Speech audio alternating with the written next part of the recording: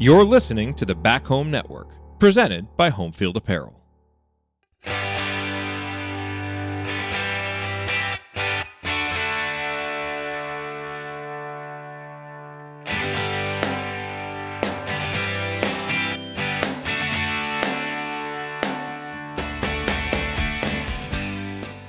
Hello, Hoosier fans, and welcome to another episode of the Grace Berger Show, a production of Assembly Call and the Back Home Network.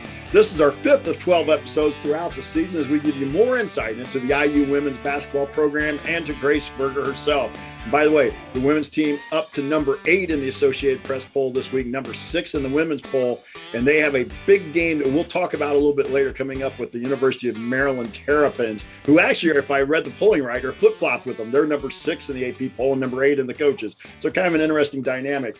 But we also want to try and let you get to know Grace herself better as we go through these. So I'm your host, Jeff Marlow, alongside the aforementioned Grace Berger. And as we record this on December 30th, the IU women were supposed to play tonight at Rutgers, but it was postponed due to COVID issues inside the Rutgers program. So Grace's schedule is pretty fluid right now. And I just want to thank her for taking some time for this episode. And Grace, welcome. And any opening remarks you'd like? No, thank you for working with my fluid schedule, and I'm glad that we could figure something out and have a good show tonight. Yeah, I'm really looking forward to it, and it's really been a great experience for me. But let's go back, Christmas break. Just when did you guys get a chance to go home? How long were you home for? I know Coach gave you guys opportunity. Last year you didn't get to go home, right? You couldn't go home. Last year we didn't get to go home. This year we got a couple of days. We went home right after our game. That was pretty early on the 23rd, and then we got 3 or 4 days at home, and then we returned for a late evening practice on the 27th. So it was, a great time, especially because, like you mentioned, we didn't get that chance last year. So we were all super grateful just to, I think, kind of chill a little bit, maybe step away from basketball for a little bit and just kind of enjoy our families for Christmas. So it was very nice for all of us. Yeah. And so you had roughly 3 days, you said. Do you have any siblings? We haven't asked you a whole lot about your family. Do you have any siblings? Yeah, I have an older sister. She's 27, and then I have an older brother that is 25. So being the youngest in the family, they probably, I want to say beat up, but I was the youngest in my family. So the older brothers always took advantage of me on the athletic field, whether it was football or basketball. Same way for you? Yeah, my sister wasn't too into sports. She was a dancer, but my brother, he was played basketball, football, those growing up. So he definitely beat up on me. That's for sure. And that's awesome. From the standpoint that, just kind of share that dynamic. With being the youngest in the family. So hopefully you got some good presents and things that you wanted. Mm-hmm. I did. Favorite present from Christmas, or the one that, you've been able to use the most so far? My sister got me an ornament that looked like my 2 dogs that I have at home, and so I'm a big dog lover, and I love my 2 dogs. So that was nothing too big, but it was definitely a nice little surprise. What kind of dogs?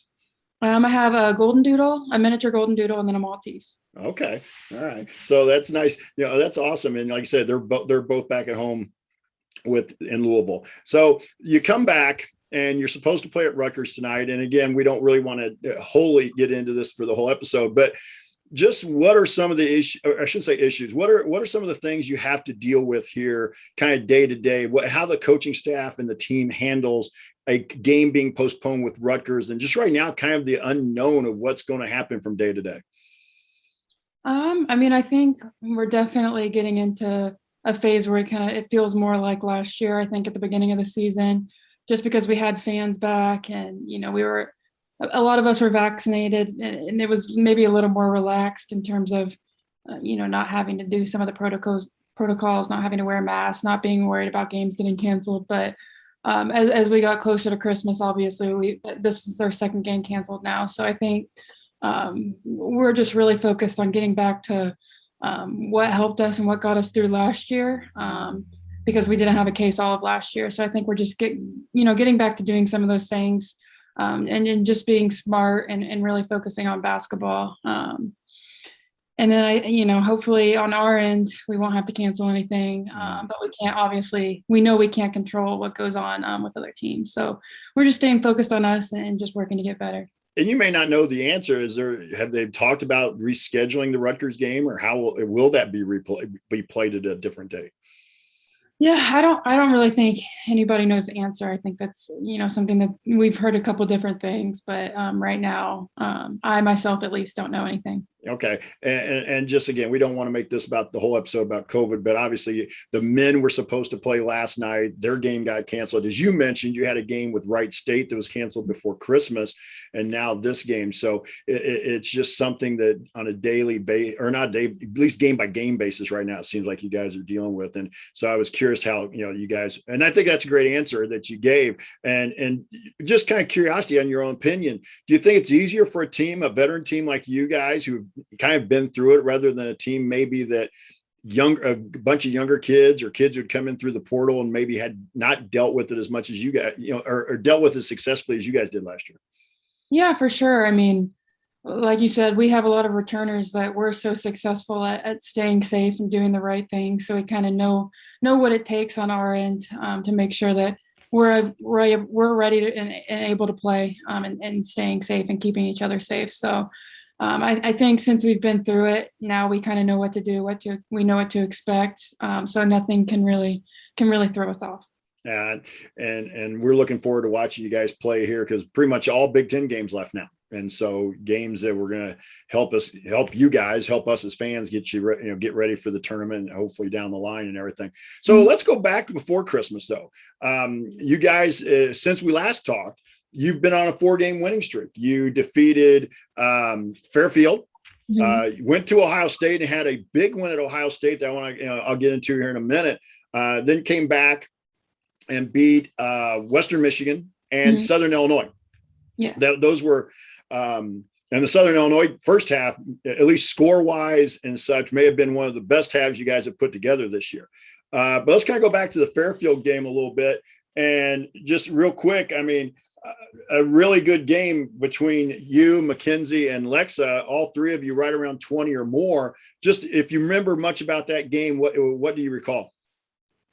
Yeah, I mean, I think we had kind of been going through some struggles offensively before that game, as individuals and as a team, and the ball just might not been going in the basket.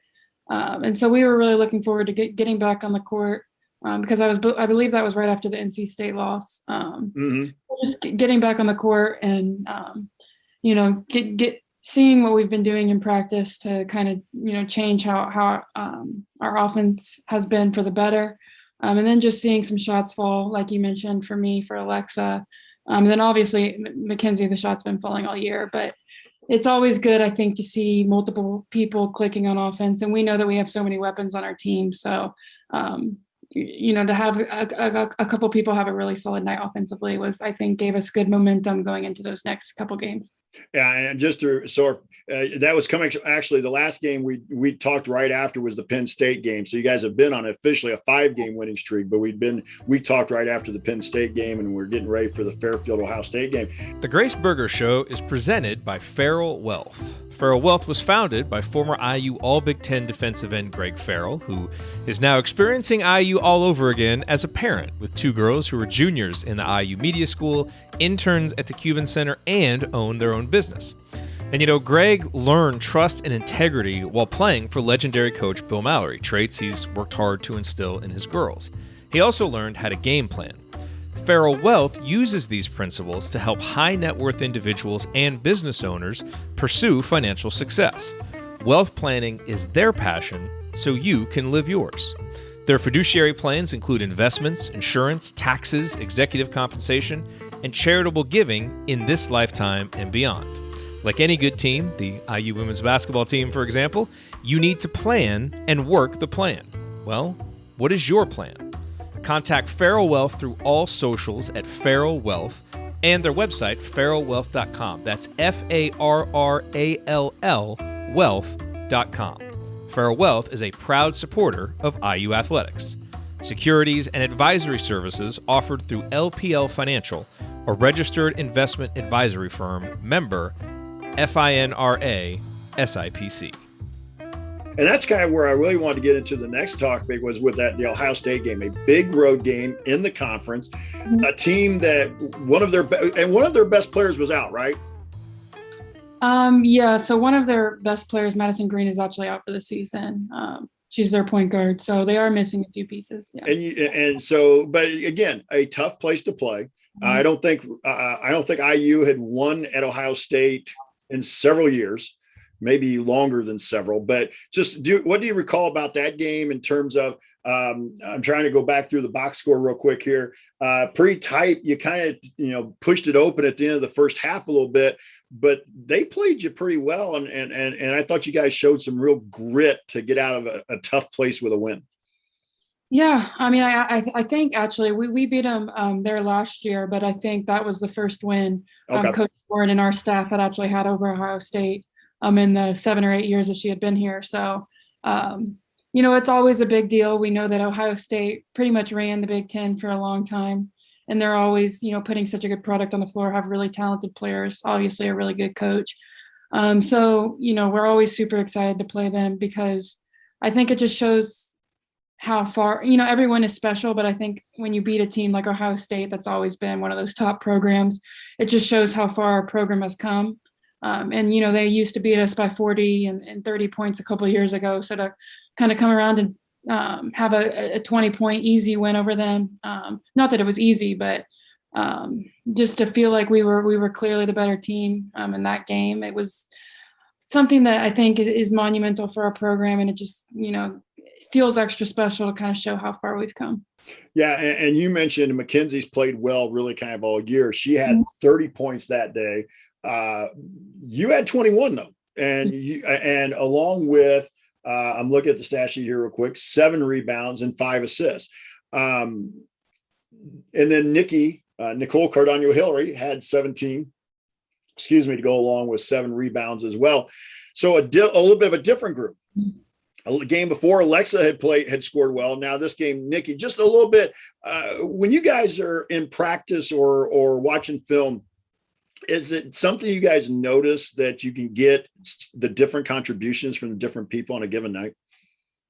I think we're all very aware that that's one of the strengths of our team, is that all 5 players on the floor at any times are a threat to score the ball, are a threat to rebound the ball, to break down people and make plays off the bounce. So I think a lot of times when you're kind of going into a game and preparing for a different team, they have maybe 1 or 2 key players that, you have to keep quiet. But I think with us, it's tough because on any given night, you have, 5, 6, 7 different girls that can go off for 15, 20 points. So I think it makes us extremely hard to prepare for, because a lot of teams throughout the country really don't have that much kind of diversity in their scoring. And so that puts you at 2-0 in the league.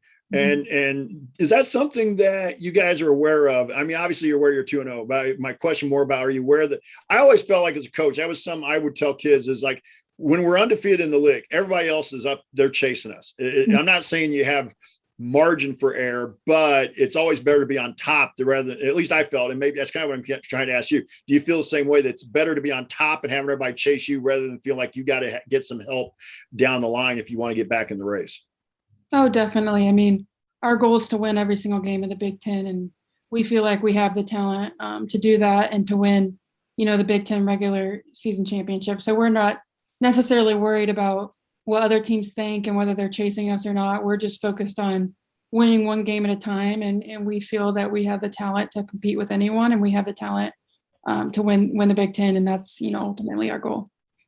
And then came back and played a Western Michigan team that record-wise was 6-2 coming in. You get the win. Coach Morin wasn't very happy in the post game. And was that something that you guys felt right away in the locker room, or at least the next day in film?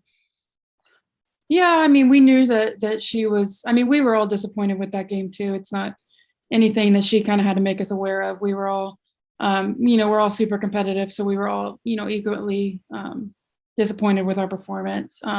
So she just kind of talked to us about not being afraid to dominate teams, not being afraid to put teams away, and not focusing maybe on the level of play of our opponent, but really just focusing on ourselves, because Obviously, things down the road get a lot harder in the Big Ten, and as the season continues.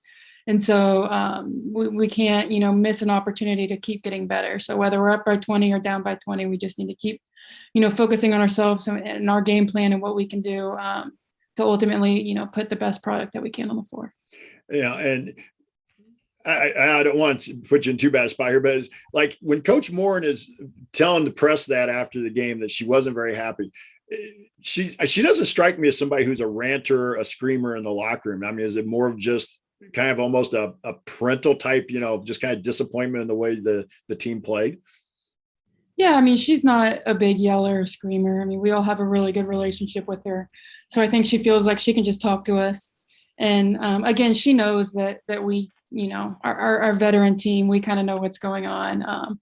So when she's disappointed about something, I think normally she knows that we pretty much already are disappointed ourselves. So, we know to listen to her, so she doesn't really have to scream. And then you finished up before the break with Southern Illinois, as I mentioned a little bit at the beginning. That's a game that you guys led. You're coming off of the Western Michigan game that we just mentioned. You led 38-8 at the half. So it had to be a completely different feeling from just a few days before with Western Michigan at the half to where you were in that game with Southern Illinois. Yeah, and we actually knew going in that Southern Illinois was a pretty good team because they, had just beaten Illinois pretty easily a few weeks prior. So I think we knew that we were going to have a really good opportunity to kind of get back and be a lot better than we were in the Western Michigan game. So I think we definitely came out maybe a little extra motivated, especially on the defensive end, I think, at the beginning of that game. So it was definitely awesome to see them only have 8 points at halftime. Yeah, and for the game, you guys held them to 27% from the field. So obviously the defense really did ratchet up a little bit. Just about you personally here over the course of that stretch. And the last time we talked, you had mentioned that you were struggling. You felt like you yourself were struggling with your shot. But over that 4-game stretch, and I'm hopefully not jinxing anything, but you seem to have found your shooting strokes. If I do my math right, 61% from the field over those 4 games and 93% at the line. Are you going to chalk it up to hard work, or was there something maybe you tweaked or did differently to kind of get your shot back or your confidence back? No, I mean, I don't think I ever lost confidence or anything like that.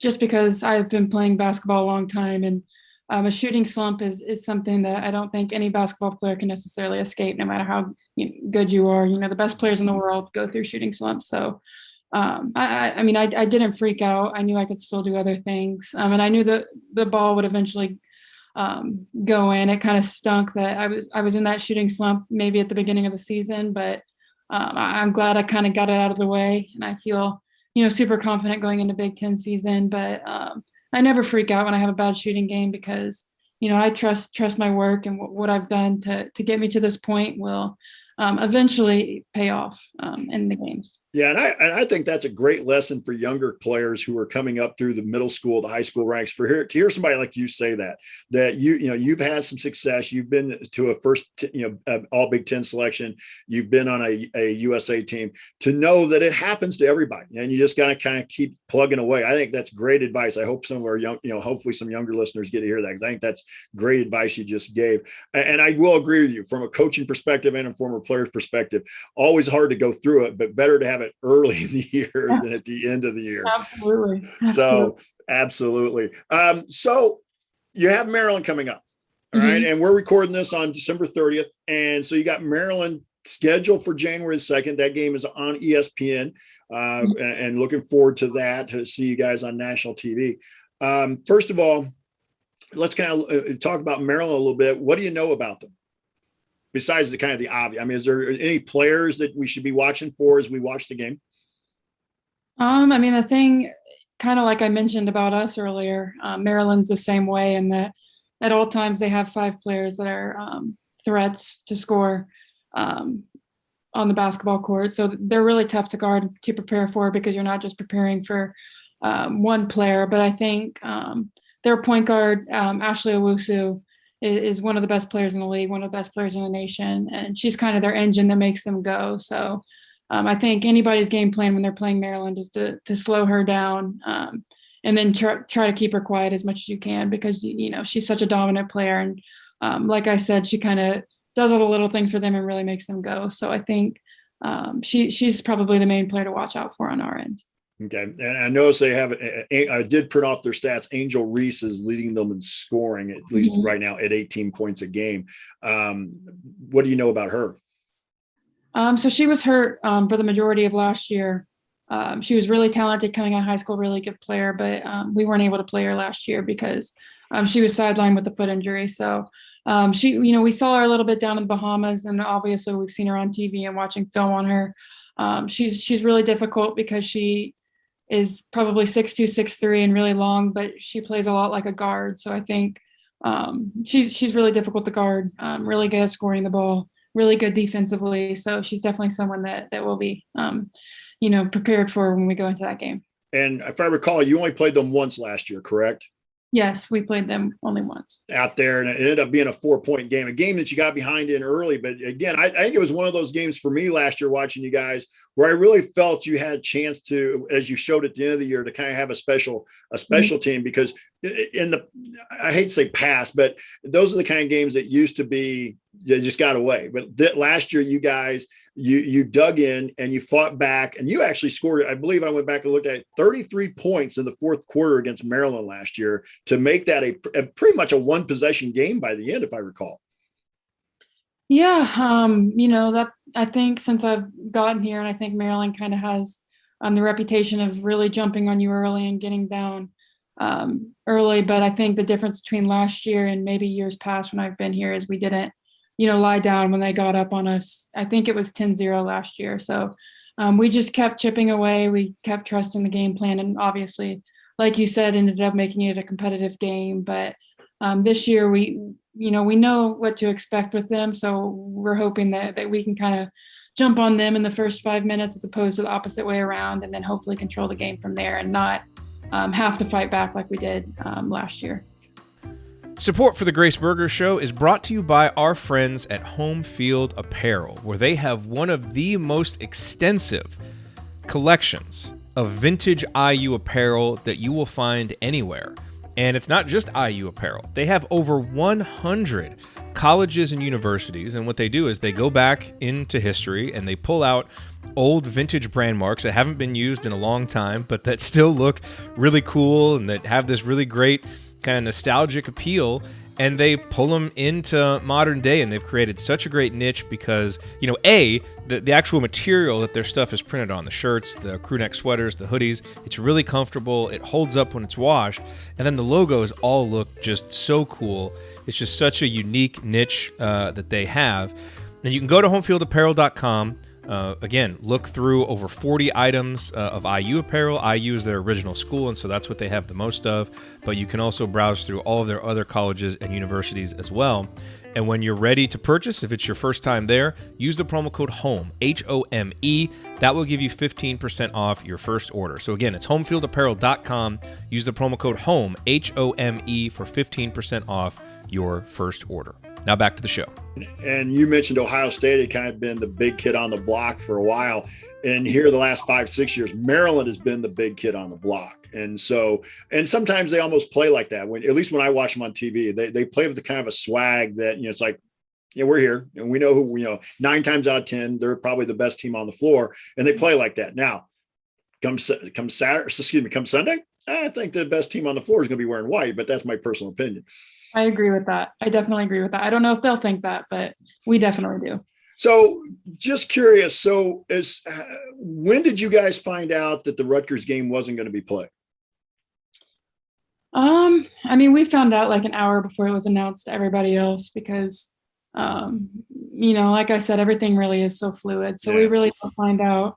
The Western Michigan was the day of the game. So that was the first time we had a game canceled on the day of. So at least with Rutgers, we had started preparing for them, but we hadn't gotten too deep into the scout or anything like that. So it was nice to know a few days in advance. So did you immediately start getting ready for Maryland then? I mean, from a coaching staff to players, did you start getting ready for Maryland as soon as you knew you weren't going to New Jersey? Yeah, we took a day off afterwards, and then obviously completely flipped our mind away from Rutgers and on to Maryland. And then we'll have a good like 3 days of prep for Maryland. So, I think that'll definitely benefit us. Yeah, and I was just curious about that because I wanted to know how quickly maybe a coaching staff would switch from that. And the day off is kind of an interesting thing. Right now, there's not very many students on campus, is there? No, not very many people here at all. Yeah, I just assume pretty much at this point, just athletes. Yeah, for the most part. And really, there's not even that many athletes here. It's just men's and women's basketball that I see around. Okay. So we get Maryland coming up, and then you're also going to you go to Wisconsin. Mm-hmm. You come back for Nebraska as well. As this is the next 5 games for our people who are watching and listening. And then at Purdue and then Michigan State. Those are your next 5, counting in the Maryland game. Who are some players that we should be watching for, maybe from a Wisconsin? Nebraska, as we record this, we were talking off the air before we came on that Nebraska just lost their first game of the year tonight at Michigan State. So, but who are some players that we should be watching for these teams that you guys will be watching on film and maybe giving a little bit more of an emphasis in the scouting report? Yeah, well, I mean, I think you mentioned Michigan State, and I think it's hard to talk about that without mentioning Nia Clouden. She scored 50 points last week. Oh, wow. I'd missed that.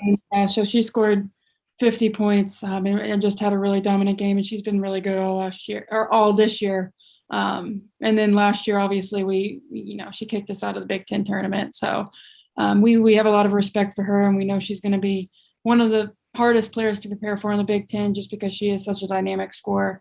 And then I think that, Wisconsin, they have a few players that always seem to, really get up to play us and play really well, make shots. They have a lot of good skill players, a lot of good shooters. Their record might, not be the best, but they always give us a really competitive game. And it's a really hard place to play when you go to Wisconsin. And then Nebraska has, like you said, been playing really well. They were undefeated before. Obviously, Michigan State knocked them off tonight, but they're one of those teams that just have a lot of really good dynamic players, guards and posts. So I think it's challenging, and it'll really, force us to have to defend and sit down and defend, and take pride in that end and not let them get easy baskets, because we know that they're really good players. They're going to make plays, but hopefully we can make everything hard for them.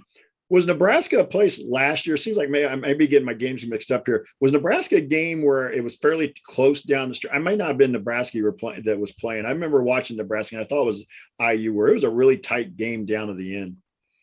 I remember 2 years ago, we actually played up at Nebraska, and it was, I think a 1-2 point game. Maybe it was 2 years ago. Yeah, so it was really competitive. I think last year we were able to get a lead on them early. But 2 years ago, they have a lot of the same players, and it was super competitive. And then the big rivalry game with Purdue. Mm-hmm. What do you know? And what do you know about the Boilermakers and maybe somebody to watch there? They've had a little bit of roster turnover. New coach with Katie Gerald's former player coming back in there, but they had some roster turnover. A couple of their kids left after last year. Yeah, I mean, I think that'll be really interesting because playing Purdue in the past, I think we kind of knew what to expect because their old coach had been coaching there for such a long time, and we kind of knew the different sets they ran and what to expect from certain players that we were familiar with.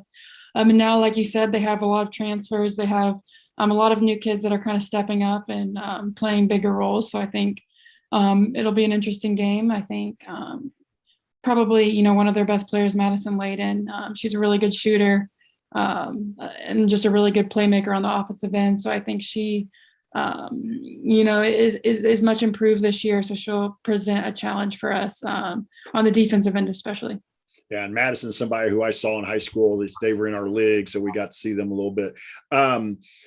Going back to Maryland and kind of through this stretch, do any of these teams do anything maybe that you don't see from other teams, whether offensively or defensively? Is there a zone team in here? Is there a press team? It's just, because it seems like most of the teams, I'm not trying to make it sound like it's all the same, but you kind of get, most everybody man to man. They run some sets or run some. So is anybody in these 5, Maryland, Wisconsin, Nebraska, Purdue, Michigan State, anybody here that's doing something you don't normally see?